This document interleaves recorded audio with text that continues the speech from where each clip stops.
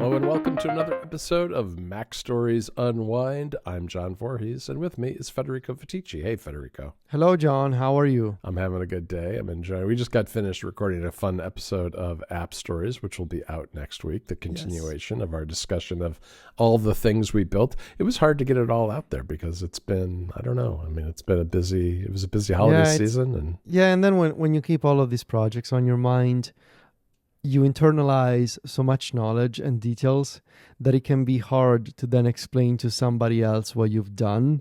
Like all the steps that led to other steps that led, like all of those discoveries that you make along the way. Right. It can Where be something a little... starts out very narrow, but then you're like, oh, this means I can do all these other things around it. Yeah. So anyway, I have a pick for this week. It's a movie, something very, very simple. But I wanted to talk about something else that I've been playing around with since yesterday. So we mentioned Peter Steinberg on App Stories. Really prolific developer who's one of the leading voices in terms of AI assisted programming, AI agents for coding, that kind of stuff. Peter is really prolific on GitHub. They have so many open source projects, so many command line utilities, Mac menu bar apps, and the project I think that Peter is most well known for right now that is really taking off with the community. And it's really popular in certain circles, is Clawdbot. So it's pronounced like Claude, but it's actually CLAWD, Claude, right? Like claws, and it. I'm gonna try my best to explain it. I saved it weeks ago, and I didn't fully get it, and I kept seeing people talking about it and hyping this thing so much, and I was like, this thing cannot possibly be that good, right? Yeah. And it turns out it is, and I think I'm going to write about it on MacStories. It is one of the most impressive AI experiences that I've had in a while. It's one of those moments that sort of crystallizes, things are going to be like this going forward. I'm really excited to hear about this because I actually looked at this over the weekend too, but didn't kind of put it to the side and haven't really played around with it yet. But it does look really impressive. It's got a little lobster guy as their mascot. The claw. The claw. Yeah, the lobster guy is the mascot, and it's really, they got a really funny website and documentation. But so on the surface, it looks like a chatbot that lives inside WhatsApp or Telegram. That's what it is, but that's selling it short. So Clawdbot you install on your Mac, and it's basically two things in one. There's the gateway. The gateway is how this LLM can be accessed and communicates with you back and forth using any of the popular messaging apps. So the gateway is this plugin system for WhatsApp or Telegram or iMessage. I think it also works in Slack and Discord. So the gateway is installed on your Mac, creates a local server. You authenticate with any of these services, and it creates this communication between Telegram on your phone and Clawdbot running on your computer. The product itself is the agent, or rather the agentic sort of harness, the structure around an LLM. You can use Clawdbot with any of the popular models. The default is Claude Opus 4.5 with light reasoning enabled, and this will make sense in a minute.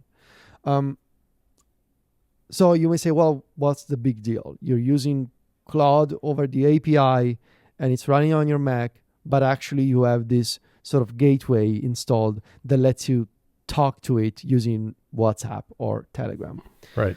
The thing about it is that it is the most impressive structure around an LLM accessed via the API that I have seen in a long time. It's got support for skills, for integrations, for memories, for instructions, for running terminal commands on your computer, for controlling your computer, for accessing the network. It can do everything. Like, imagine all the possible integrations you can imagine for an LLM, and it's got them all. and even more impressive, is that all of this lives in a so-called workspace that is a folder on your Mac with a bunch of markdown files inside it. Oh, wow. So all of these integrations, all of these instructions, all of your memories with Clawdbot are actually like daily notes in Markdown in a folder. It's remarkable to think what Markdown has become. Well, just as an aside, I mean, it's so lightweight too that's an incredibly efficient way to save all that information. It's incredibly efficient. So all of this, your user profile, your preferences, there's a soul document. Like Claude Anthropic created a soul document I remember that sort of gives Claude some values. Clawdbot, you can also make your own custom soul document. There's all of these documents, these instructions, the MCP servers that you add, the skills that you add, the integrations that you add. Those are all documents and folders. And then, of course, Clawdbot can run commands in the terminal in the background. And this is the other thing that... So the real trick, I think, is threefold with this thing. They have a really good agentic loop. So the way that it calls tools, comes back to you, clarifies, goes back, reasons, finds information on the web. Really good loop for an agent. The second one is self-improvement. What's really impressive, and the reason why I cannot stop playing with this, is that if you ask something and Clawdbot doesn't know how to do it, it just creates its own integration for it. It just searches the web. So I was asking, like, hey, can you manage my task on Todoist? I was like, I don't have that, but I can create my own skill for it. I'm just going to use the Todoist API. I'm going to ask you for your Todoist API token. I'm going to store it in the macOS keychain, and we're good to go. I was like, I literally told it, I don't believe you that's going to be so easy. And Clawdbot was like, okay, watch me. And 20 seconds later, asked me for keychain access to save my API token, created a skill for the Todoist API, and now I can manage my own Todoist tasks in Telegram with Clawdbot. Wow. So it can self-improve all the time. I asked it, hey, can you manage my lights? I was like, give me a second. And it was like, okay, I see on your network that you have a Philips Hue bridge. Can you go in the living room and press the button? I was like, what? No, for real. I'm saying for real. So self-improvement is mind-boggling with this thing. And the third one is speed. They're using Opus 4.5 with light reasoning, which means it's really smart. It thinks over steps, but not too long. So it can hallucinate sometimes, but not too frequently. And it's a really good model. I like the way that it talks, and they have injected this funny, bright personality into Clawdbot that I really like. By the way, you can rename your Clawdbot. Mine is called Navi, like the magic fairy from... No, not from Avatar.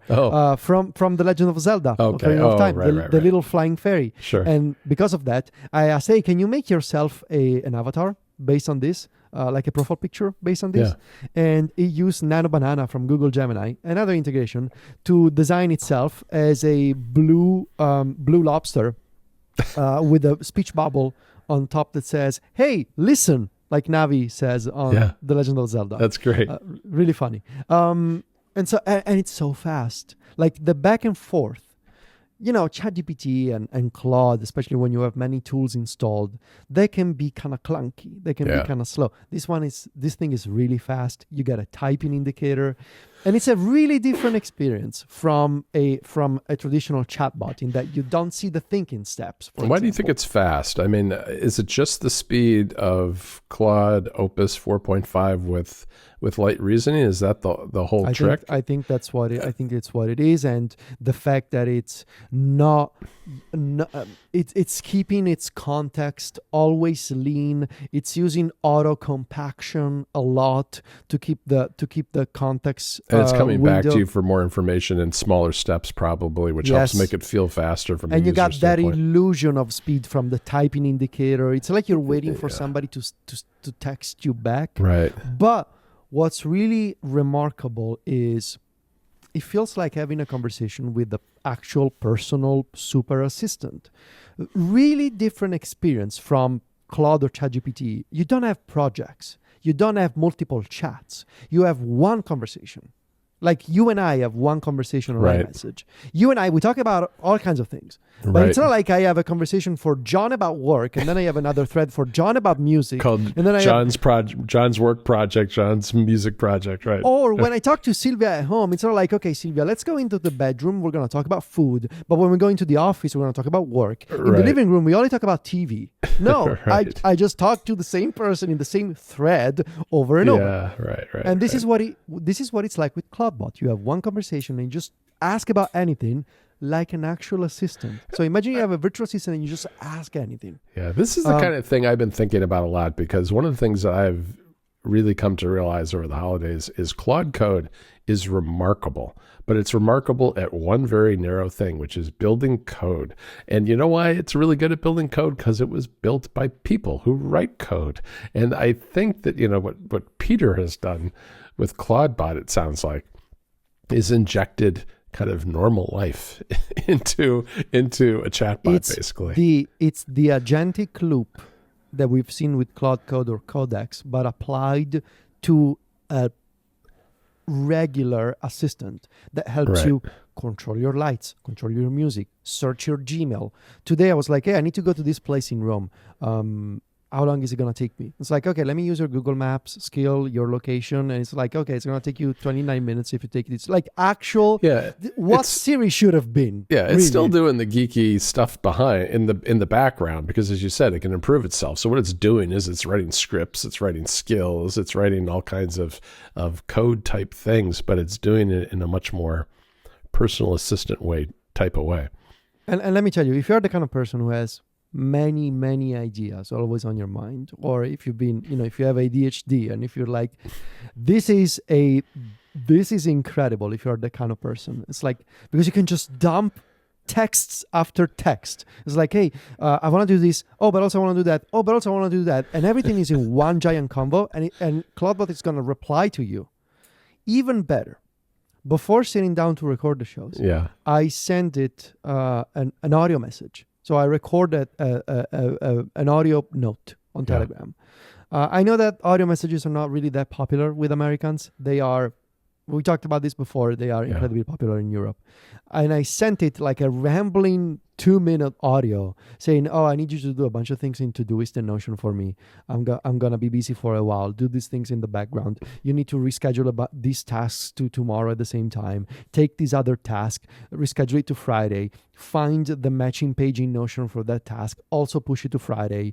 It's like, do it all. And this was like an audio thing. 3 minutes later, it sends me back. It's like, okay, I listened and I did everything for you. I refreshed Todoist and Notion, and sure enough, it did everything. Yeah. So Clawdbot, I'm going to write about on MacStories. I think, obviously, you got to be a nerd. You got to be quite a nerd to install this thing. It requires setting up with the terminal up front. There's some configuration up front. Now I don't have to deal with this anymore. I even told it, hey, in the future, I want you to auto-update for me. So like, okay, I'm going to set up a cron job to do that. I'm going to check for updates, and I'm going to tell you if there's a new version of Clawdbot. And if you say yes, I'm going to update myself, and I'm going to tell you. And it's been doing this since last night. It's so fun to play with, and there's a lot of community effort behind it because it's open source, and so everybody's building skills for it. So you can go to Claude. I think it's called Claude Hub, and there's official skills and integrations by Peter, and community-driven skills. Sounds a lot like Obsidian back in the day. Yes. When it was first started. Yes. Good call. It's got that kind of excitement, I think, right now, and it's showing this path of these LLMs so far. They've been mostly focused on web searches, image generation, and coding, obviously. Right. But what about actually putting one of these things as a super assistant on your phone that talks to all of your apps? And sure, right now, it's a bit of a workaround because it requires a Mac as a server, right? And all of these handmade integrations. But the experience that you get at the end on WhatsApp or on iMessage, you can also do it, or on Telegram, is I'm texting my assistant about a whole bunch of stuff, and this digital assistant gets it all done.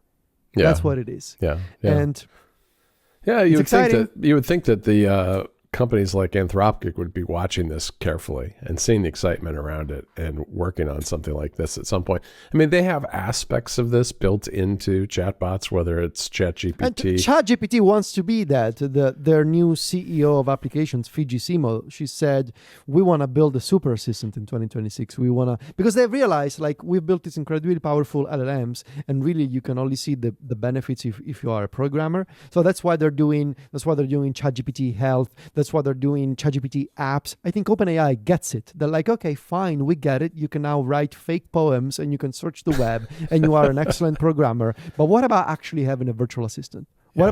What about going back 15 years ago to the whole promise of the original Siri? Like the virtual assistant always with you that gets everything done for you. Right. I think that's what we're going to see this year. Yeah, I think you're right. Wow. All right. Well, I'm definitely going to check it out. I'm going to check it out this afternoon because I put it on the shelf and didn't install it over the weekend. Mm-hmm. All right, let's get to our picks, Federico. I have been fiddling around with Claude Code so much. I haven't watched a lot of media, but I have in the last week picked up Animal Crossing New Horizon again, because later this week, as this episode comes out, it'll be out. There's a big update coming out which adds all sorts of features. There is a long video on Nintendo's website that I will link in the show notes. It's like 15-20 minutes of explanation of what you can do, and it's really expanding the game quite a bit. So I haven't picked that game up since the pandemic, and I thought, you know what, for a while it was like, I don't really want to play this game again because it also kind of reminds me of the pandemic, but it's been long enough now. I feel like I wanted to start it fresh, so I opened it up, started it up.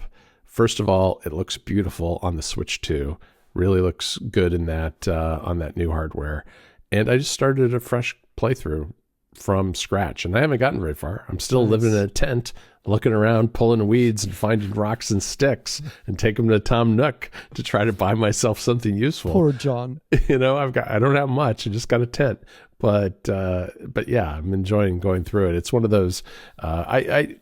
Since I've already played it quite a bit, I don't feel the pressure to kind of like do a lot right up front. I'm just kind of taking my time, and it's like I got 20 minutes, or I'm going to play a little while before I go to bed to kind of unwind, that kind of thing. It's just especially in the wintertime, it's kind of good to have a cozy game, which is a much overused term, but it's nice to have to do over the wintertime. Yeah. My pick is a movie. We watched a movie on Apple TV Plus. Oh no, is it just Apple TV now? We watch a movie on Apple TV. It's Apple TV. Although if you go to the PR webpage, Federico, you will see that there's still pluses there. So okay. Well, we'll watch a movie on Apple TV on our Apple TV. The Family Plan 2 with Mark Wahlberg. Yeah. I saw that came out around Thanksgiving, I think. Good, fun action comedy movie. Is it? Yeah. It's kind of silly but fun. Yeah, sure. It's set 3 years after the first movie. Dan Morgan is like this former covert assassin that defeated his father, McCaffrey, and imprisoned him. Basically, Mark Wahlberg plays this retired spy / assassin that used to work for his father. Now doesn't want to work for his father anymore. In the first movie, he defeats his father, and his father is incarcerated. The second movie starts, and this guy is, by the way, living a normal life now. He's a car salesman, and he's sort of coming back out of retirement for this one. And in the second movie starts, his father is dead in prison, and so it looks like finally the whole McCaffrey thing is done. He doesn't have to be a spy or a secret agent anymore, and he gets a job offer. He's now running a private security firm where he goes in and assesses the security of certain companies, like actual security of facilities and buildings.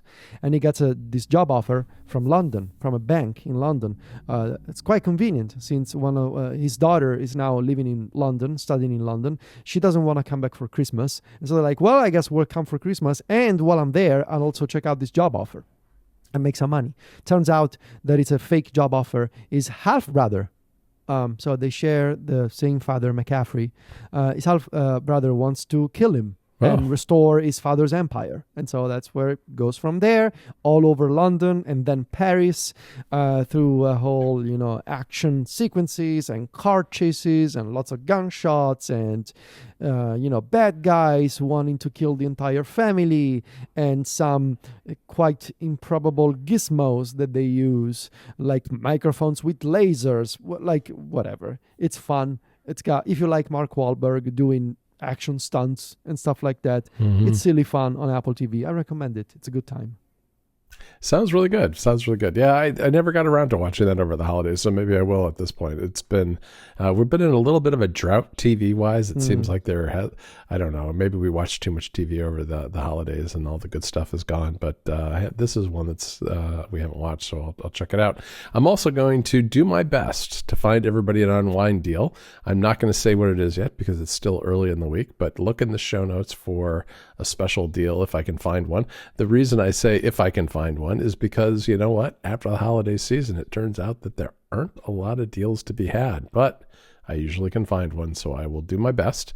And in the meantime, you can find me and Federico over at MacStories.net and online. Just look for us on social media. Federico is at Viticci. That's VITICCI, and I'm at John Voorhees. JOHNVOORHWES. Talk to you next week, Federico. Ciao, John.